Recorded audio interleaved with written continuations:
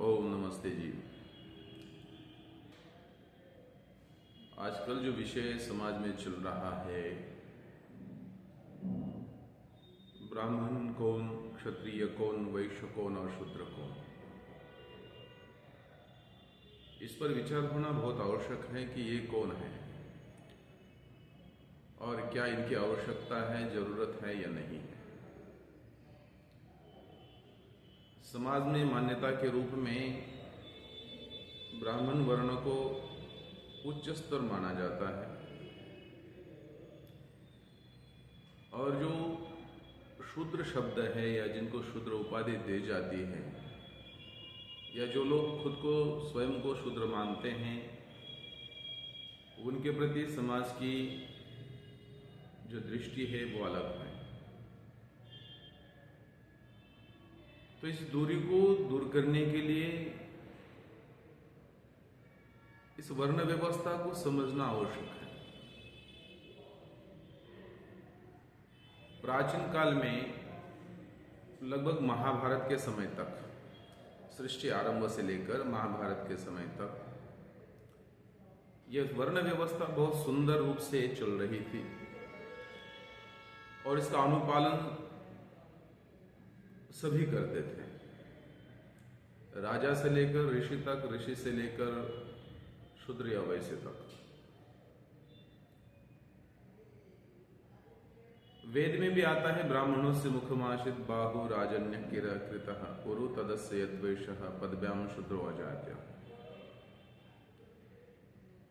इस मंत्र पर बहुत सारे लोग आक्षेप लेते हैं क्योंकि वैदिक सनातन धर्म ईश्वर को निराकार मानता है, साकार नहीं मानता। वो अकाय है, वर्ण से रहित है, शरीर से रहित है, सर्वव्यापक परमात्मा होने से वो देह से रहित है। तो कुछ लोगों का मानना यह है कि परमात्मा जो है वो देह को धारण करता है और उस देह से, चूंकि वो व्याकरण को नहीं जानते या जानना नहीं चाहते, क्योंकि जब व्यक्ति स्वार्थवश हो जाता है वो अपने मत को, अपने पंथ को आगे बढ़ाना चाहता है और उससे अपना स्वार्थ सिद्ध करना चाहता है। तो उनका मानना है कि ब्राह्मणों से मुखमाशित बाहु राजन्य कृतः, तो जो है ब्राह्मण शब्द ईश्वर के, भगवान के मुख से निर्माण हुआ और क्षत्रिय जो वर्ण है वो भुजाओं से, वैश्य धर्म जो है या वैश्य जो वर्ण है वो उदर से, पेट से, नाभि से, और शूद्र जो है पैरों से।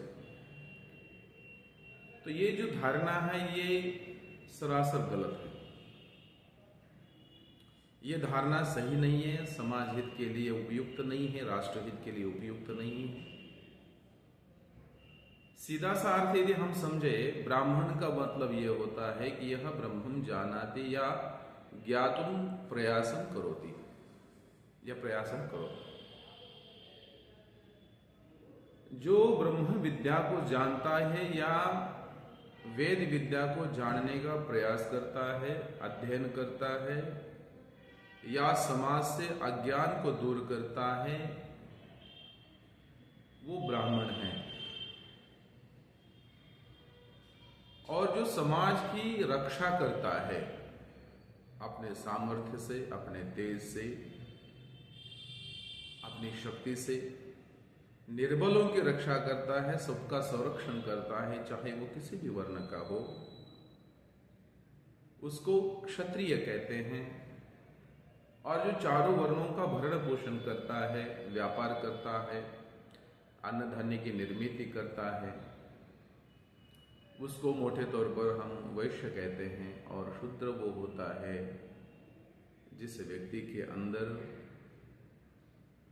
न ज्ञान है, न वो किसी के संरक्षण करने में समर्थ है, या स्वयं कोई व्यापार कर सकता है या अनाज उत्पन्न कर सकता है, ऐसे लोगों को या ऐसे समाज को हम शूद्र नाम से जानते हैं।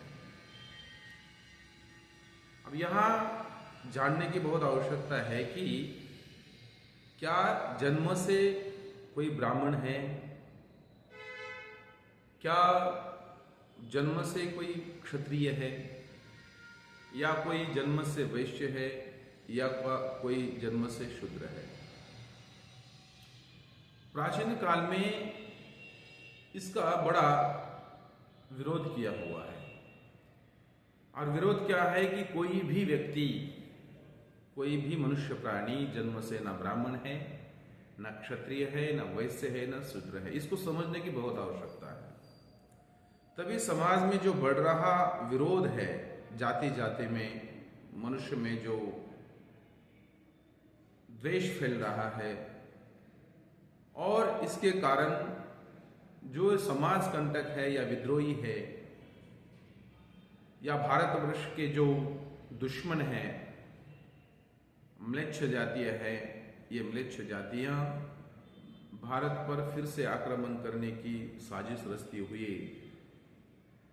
अपने मंसूबों को कामयाब करने के लिए प्रयासरत रहती है, क्योंकि उनको पता है कि यहां तो कोई एक है ही नहीं है। और मेरा मानना यह है, या विद्वत वृंदों का मानना यह है कि संघे शक्ति कलयुगे, यदि इस कलयुग में आगे बढ़ना है, समाज को आगे ले जाना है, राष्ट्र को आगे ले जाना है, या मनुष्य मात्र की उन्नति करना है, तो संगठन बहुत आवश्यक है। सम गच्छध्वम सम वदध्वम संभो मनांसि जानता। हम सब मिलकर एक वाणी से, एक विचार से, एक उद्देश्य से आगे बढ़े, तब ही हम सब का कल्याण है, मानव मात्र का कल्याण है। तो ये जानना आवश्यक है कि मैंने ये कहा कि कोई भी जाति से न ब्राह्मण है, न क्षत्रिय, वैश्य, न शूद्र है। मनुस्मृतिकार कहते हैं, न जन्मना जायते शूद्रः संस्कारात् द्विज उच्यते। इसका अर्थ स्पष्ट है। क्या स्पष्ट अर्थ है?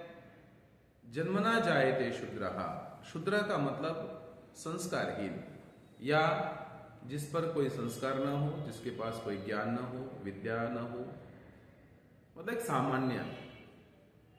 जन्म लेने पर बालक में कोई विचार नहीं, कोई संस्कार नहीं होता, वो सामान्य बालक होता है। और जैसे जैसे जिस बालक में या जिस बालक को जिस प्रकार के गुण, कर्म, स्वभाव उसके अंदर निर्माण हो जाते हैं, गुरुकुल में भेजने के बाद आचार्य उसको जो उपाधि प्रदान करते हैं उसके गुण के अनुसार, यदि वो ज्ञानवान हो जाता है।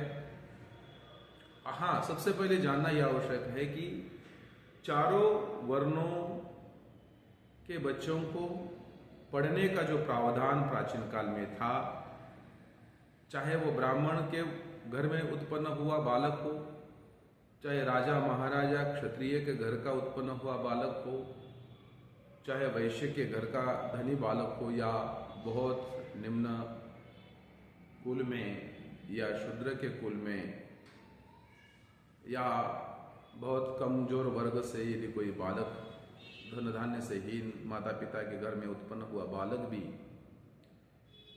हो, उसको, उन चारों वर्णों के बालकों को एक ही विद्यालय अर्थात गुरुकुल में गुरु के आशीर्वाद से समान रूप से ज्ञान प्राप्त होता था।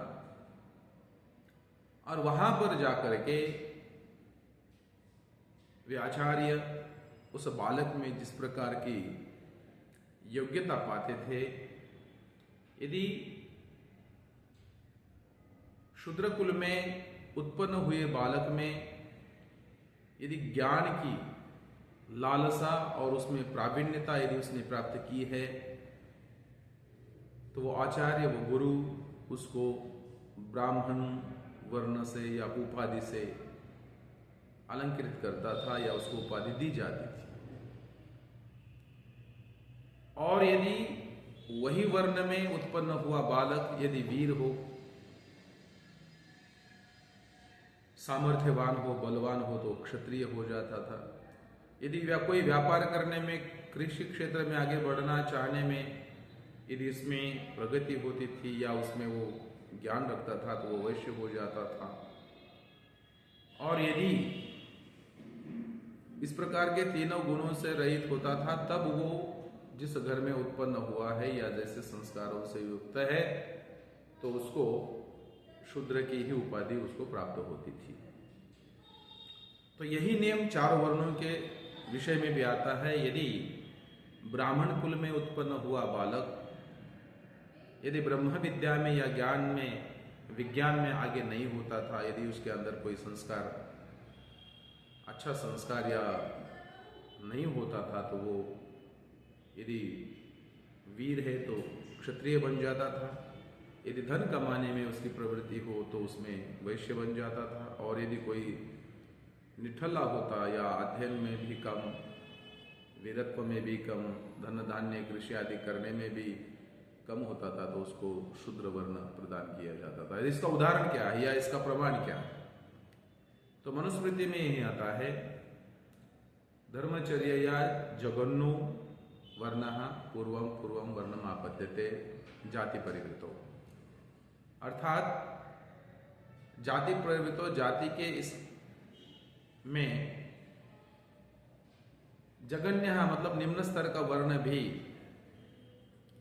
यदि अच्छे कर्म के कारण, संस्कार के कारण पूर्वम पूर्वम वर्णम आपद्यते, पूर्व पूर्वम का मतलब यह है यदि क्षुद्र है तो वो वैश्य बनता था, वैश्य है तो वो क्षत्रिय, और क्षत्रिय है तो वो ब्राह्मण बनता था।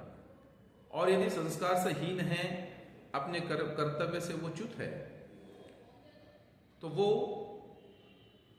जाति परिवृतो, जाति की गणना में या इस रचना में, वर्ण व्यवस्था में जगन्यम जगन्यम वर्णम आपद्यते, अर्थात वो पतित हो जाता था। जैसे ब्राह्मण है तो वो क्षत्रिय हो जाता था, क्षत्रिय है तो वैश्य, और वैश्य है तो शूद्र। तो इस प्रकार की यह रचना थी। इससे तात्पर्य यह हुआ कि ब्राह्मण न कोई जन्म से था, न शूद्र कोई जन्म से है, न क्षत्रिय कोई जन्म से है, न वैश्य कोई जन्म से है।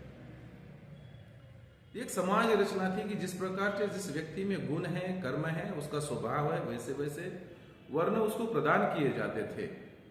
इसलिए वो समाज एकजुट होकर हर एक व्यक्ति ये प्रयास करता था, यदि कोई शूद्र है तो वो अपने बच्चे को, अपने पुत्र को, अपने संतति को अच्छे वर्ण को प्राप्त कराने के लिए प्रयासरत रहता था, उसको ज्ञान से युक्त कराने का प्रयास करता था।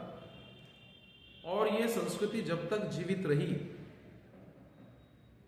तब तक समाज में कोई किसी प्रकार का द्वेष भाव नहीं था, सब एक मिल करके आगे बढ़ते थे। परंतु दुर्भाग्यवश महाभारत के विनाशकारी युद्ध के बाद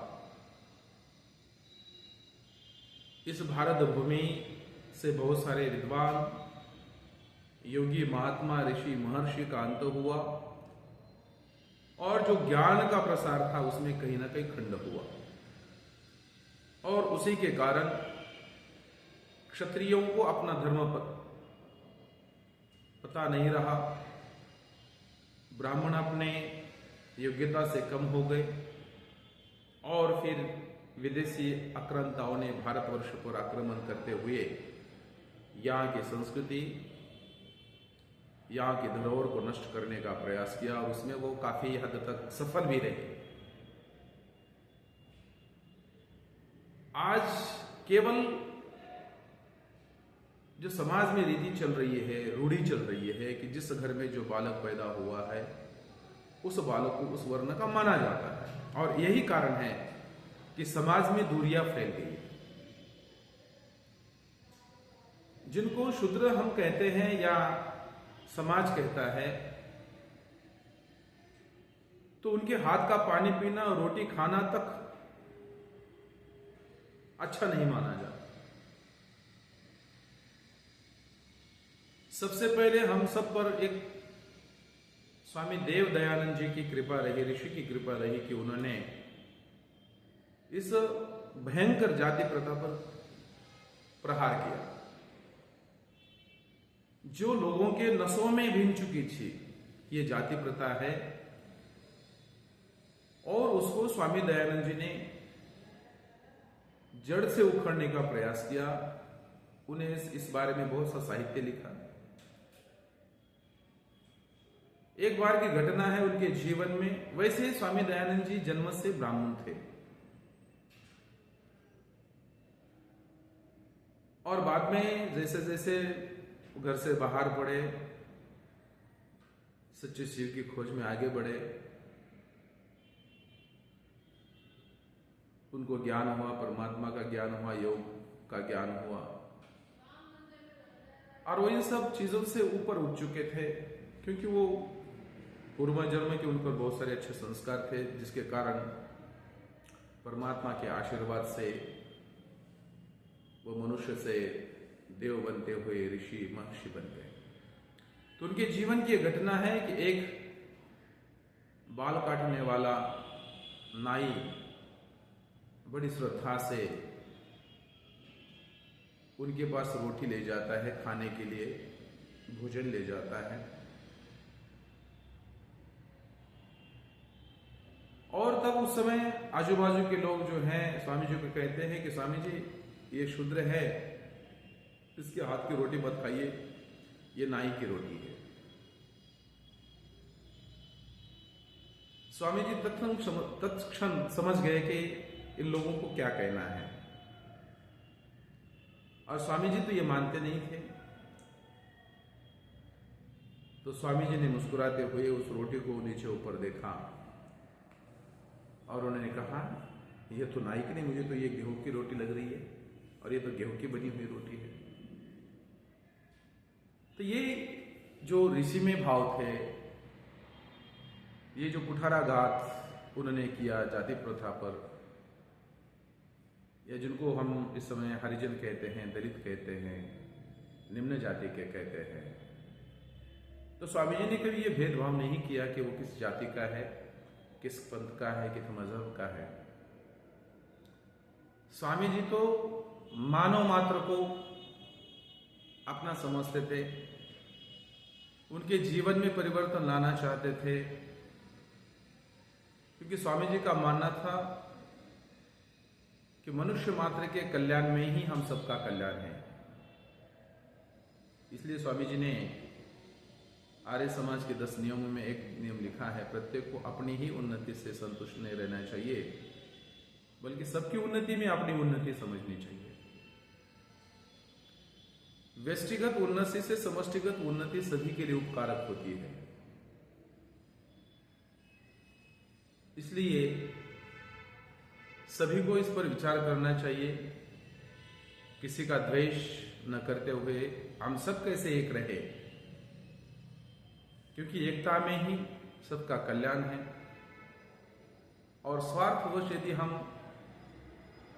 केवल व्यक्तिगत विचार करें तो फिर हम जाति जाति में बैठे रहेंगे और इसका जो गैर फायदा है वो विदेशी आक्रांता लेंगे और दुष्टों का अनाचार अत्याचार बढ़ेगा। फिर वही स्थिति होगी जिस स्थिति को हम नहीं जानना चाहते, ना जिस पर हम चिंतन भी नहीं करना चाहते। इस समय जैसे हम देख रहे हैं बांग्लादेश में, पाकिस्तान में या अन्य देशों में जिस प्रकार से वैदिक हिंदू धर्म पर प्रहार किए जाते हैं,